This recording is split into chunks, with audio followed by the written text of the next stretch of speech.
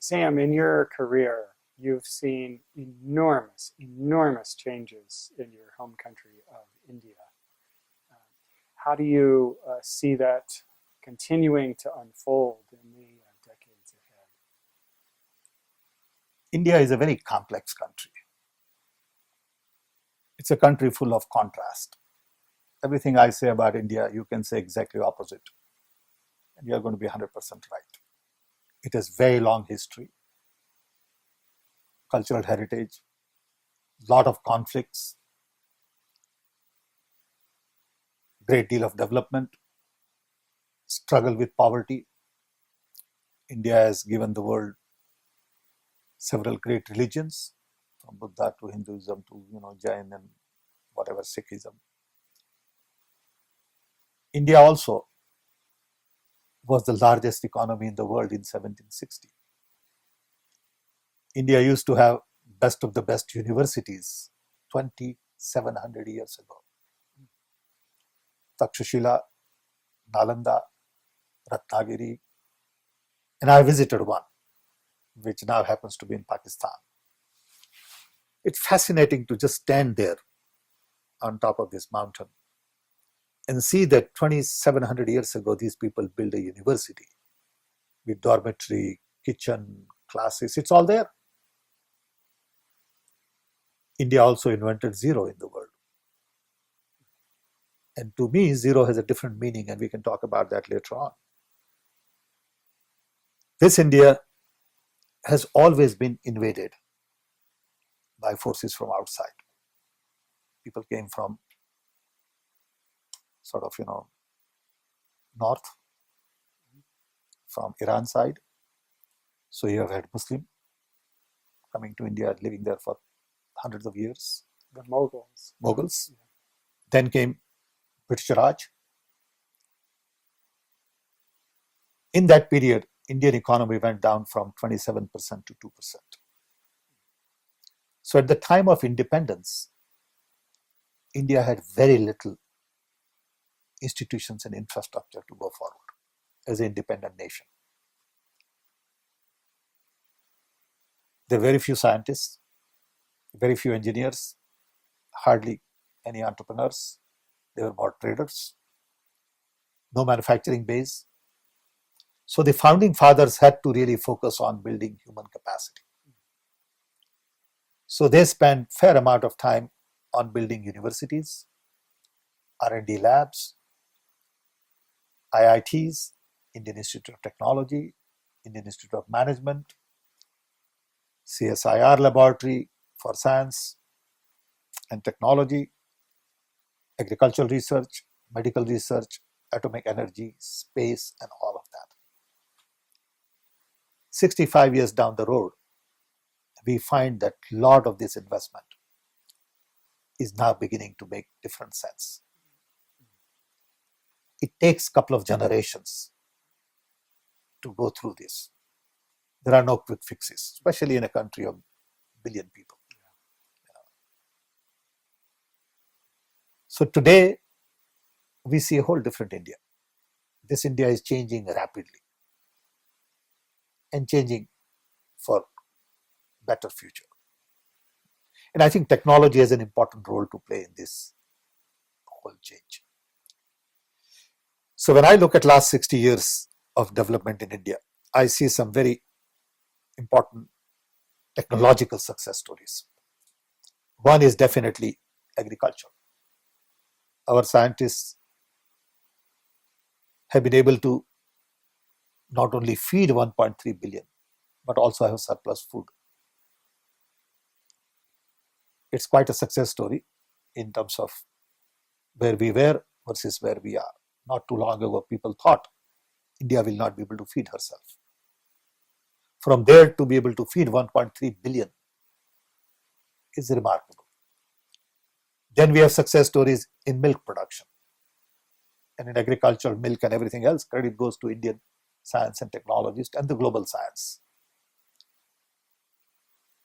We had a gentleman who came from University of Michigan and started milk revolution.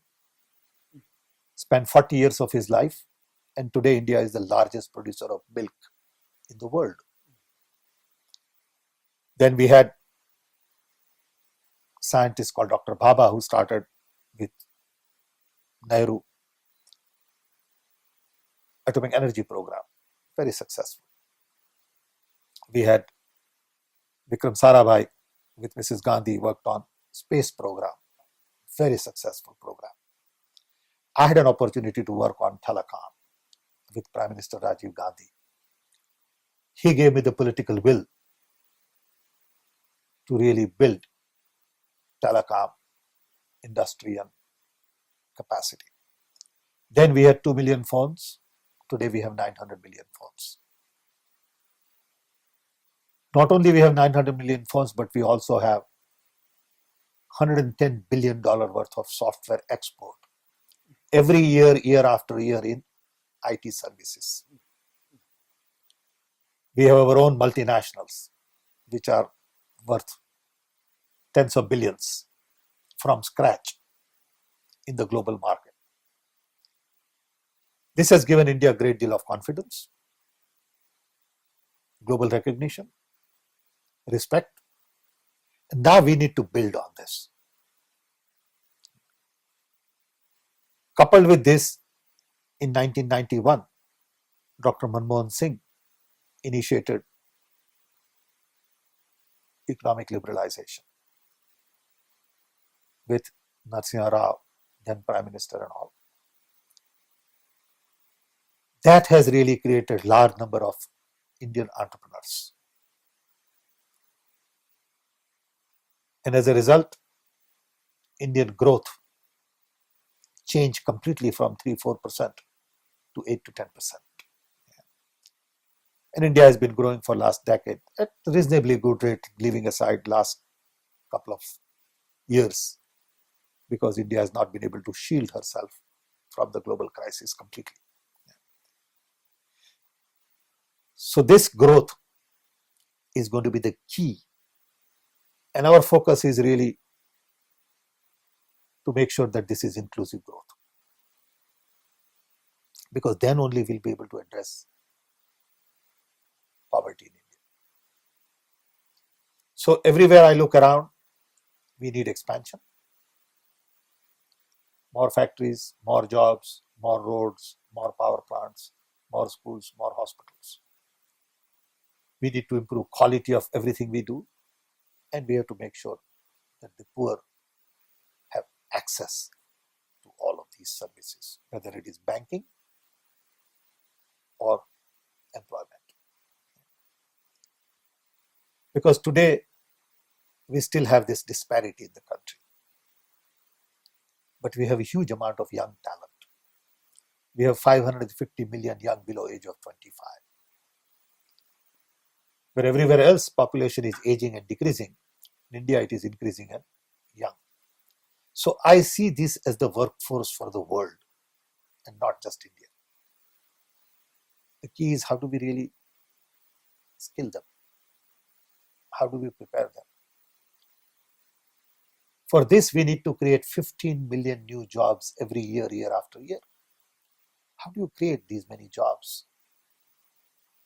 If you don't create 10 to 15 million new jobs, you can't meet their challenges. So these are some of the big sort of problems for India. We believe that there are many ways to tackle this. One is to really democratize information, to empower billion. So people have a lot of information and knowledge and understanding. So over a period of time, they begin to decide on their own destiny. But these things take time. If telecom took 20 years, this is going to take 25. It is not a 5-year cycle. So we first introduced right to information. And now we are creating networks to really democratize knowledge and information. So we are creating a knowledge network to connect 1500 nodes with 40 gigabit bandwidth to connect all our universities, all our R&D labs, libraries, and others to really improve collaboration and sharing of knowledge. Two, we are computerizing 250,000 local governments and taking fiber to all of these 250,000 panchayats. This hopefully will transform local education, health services, land records, all of that over a period of time. Then we are creating platforms to identify every resident with a unique ID. Fingerprints, facial, iris, and this number will be plugged into all of the services like telephone account, bank account, ration card, passport, driver's license, all of that as we go along. Then we are using GIS to really provide IP address to all of the physical assets ultimately. And we are creating nationwide database and portal for maps. So everybody can work off same maps, water department, revenue department, energy department, telecom, others. Then we are creating applications for variety of government services from land record, birth certificate, death certificate to income tax, passport, driver's license. In the process, we are also computerizing all our courts. We have 32 million court cases pending. Wow. Whoa. It takes 15 years to get justice. Whoa. So we want to computerize these court cases. But when you computerize court cases, you also need to computerize police, prisons, intelligence agency, and they all have to work together. Then only really you benefit from it. So a lot of this work is going on. We have about 10,000 software people working in the government on these kinds of programs. Unfortunately, it takes a lot of time. So this is one piece of the puzzle, is to create new public information infrastructure for young generation to develop applications and tools to change governance, to change legal system, judiciary, to change administration, hopefully to change education, health services, financial services, all of that. All we are doing today is preparing these tools. But these tools are of no value if you don't innovate. So we need to innovate. So we have set up a National Innovation Council. We have state level innovation councils. We have sectorial councils. We are creating a $1 billion innovation fund to fund innovations for the bottom of the economic pyramid. We are creating a small fund to just scale innovations. If you have a good idea, but it doesn't scale, so we give you special money and special facilities to scale it. We go into industrial clusters to seed innovations. We have 10,000 scholarships for students on innovation. We go into schools and give them equipment to break it up and put it together to learn about innovation in 7th grade and 8th grade. We go into national museums and sort of design a space for innovation. So a lot of this stuff is going on, again, to really begin to change mindset. Yes. Yes. So we are creating this public information infrastructure, focusing on innovation. Hopefully this will percolate down into agriculture, into education, into health, create employment, create new entrepreneurs, and really build on all this to redesign systems, processes, re-engineer processes. Then only India will begin to change. But we also recognize that the Western model based on consumption is not scalable, workable, desirable, in a country like India at this stage. It might work maybe 100 years from now. But today, that model is not going to work. We can't have everybody in India aspiring to own a car or 5-bedroom house. Just not possible. So in the process, what happens is those who are capable suck a lot of the world resources or national resources. And people at the bottom of the economic pyramid don't get the benefits. So we have to focus on inclusive growth. And that's where I think I go to Gandhian way of looking at it. I'd mentioned about zero earlier. I don't know who invented zero really. I mean, there are all kinds of, names. I don't know how much proof we have to all that. But the fact is, the one who thought of zero apparently thought of a closed loop system. So when you do this and finish that circle, you're basically saying that we need self-sustaining closed loop system. And we need many of these to connect the world. So you go up to 10, you close the system. Then you go from 11 to 20, you close the system. And you do these thousands times, you have all these little, and I think there is a huge message in that concept of zero. Is distributed development, decentralization, and self-sufficient ecosystem for local communities. So you create local jobs, you create local foods, but you can't live in isolation. So you have connectivity to other communities for other needs. And it goes up to infinity. The 10 goes to 100, 100 goes to 1,000, 1,000 goes to million, and it goes on. Yeah. To me, there is a hidden message in the concept of zero. Yes. Okay. That can we really begin to build communities?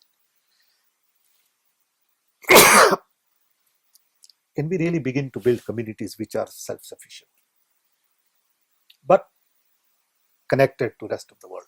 Yes. Not just rest of the community there. Yeah. Where whatever you need from other communities is readily available. Yes. Yes. And then you are all integrated as part of one big community. That is the model we need. And in India, I hope our young will begin to use this new technology to develop new model for development. Yeah, it's amazing. India has so much to offer to the world. Just the fact that it's a democracy with 1 billion people. I know it's not perfect by a long ways, and there's corruption and other things that need to be cleaned up. But the fact that it is democratic, and as you're saying, if this deeper understanding and using technology can build viable communities in a whole new way, it gives a whole new meaning, potentially, to what democracy really is. And that would be a huge gift to the world. India is indeed the biggest thriving democracy in the world. To some, it seems chaotic, but India is always chaotic on the top, but it's pretty calm underneath. It may look confusing, but somehow there is meaning to the madness. Something happens. I always talk about this Indian wedding. It's totally chaotic, but these two people get married. I don't know how it happens. And I think India is so diverse. You look at west part of India, it's desert. You go to east part, it is, rainforest. Go to north, it's snow. Go to south, it's, tropical. And people also look different. People on east look more like Chinese features. People on north may look a little bit like Europeans. People on south may look a little bit like Africans. And people on west may look a little bit like Middle Eastern.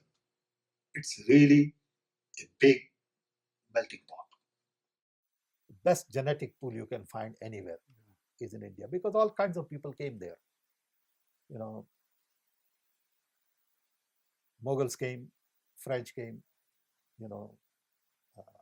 Dutch came. Dutch came, everybody came there, and sort of lived there for hundreds of years. We have one of the oldest synagogue in India, in Kerala. Mm. People don't realize we had lots of Jewish in India. Mm. We had lots of Christians in India. We have 18% Muslims in India. It is a big melting pot, and it has lived together for a long time. There are not big conflicts. There are conflicts here and there. But in general, it has been pretty peaceful for hundreds of years. And people converted and converted back, and it goes on. And I think India has a message for the world in terms of how do you live together in spite of all your differences, because India has been hanging there for a long time. But India has to grow. India has to eliminate poverty. India has to provide prosperity to a large number of people. And fortunately, it will happen mainly because of technology. I have two big hopes. One is technology, IT, biotech, nanotech, materials, alternate energy, all of that. The window of opportunity is perfect. 20 years ago, it was too early. 20 years from now, a lot of things would have been in place. And second, young population. A lot of these technologies really relate to young. Young adapt to change better than others. And since we have large number of young people, we hope that they would use a lot of these technologies in a different way than we all have seen. That's the hope. And it doesn't really matter where you come from. Even if you're poor, you're equally intelligent. Recently we were looking for one of the best hackers in the country, in India. And we started talking to some people. And we found that one of the good hackers was from a small little town in Bihar. And his father was a peon. So it's wrong to assume that if you are computer savvy, you ought to have parents who are well off. These kids come from all parts of India. And now they have mobility. So they move. Earlier, since we were not a nation of a connected billion, people didn't move that much. Some people moved, the traders and others. But now all of a sudden people from East come to work in West in large numbers, hundreds of thousands, not just one or two families to start a business. And I think migration in India, within India, is a huge phenomenon. And we haven't really understood the implication of it. Bihar is living in Mumbai. Oriya is living in Surat, in the diamond industry. And it's a huge phenomenon. And how do they assimilate into this local community? How do they live comfortably? Are some great lessons for us to learn. So I'm very hopeful. I'm upbeat on it, but I do realize we have huge challenges. My God, we have so many challenges. We have first a challenge of mindset. Everybody is locked up in the past. People like to see back. Very few people like to see in front, because in the back you can see how it happened. In the front, you can't see how it's going to happen. Yeah, exactly. Then we also have problems of leadership at all levels. Leadership in school, in hospital, in government, in institutions, in the family. India is a society which believes in hierarchy, and to some extent there is feudal mindset. We need to change that feudal hierarchical mindset. Young people are changing. They don't have these hang-ups. My generation may have had a lot of hang-ups because we still come from that independence era. The role of women seems to be changing. Would you agree? Absolutely. A big way. But there is a long way to go. In some places, women are very powerful, empowered. In other places, they are in deep trouble. Okay, so you have this contradiction. So in India, that's the issue. And you will find women executive, and then you will find poor women who've been beaten up 10 times. So you have both of these.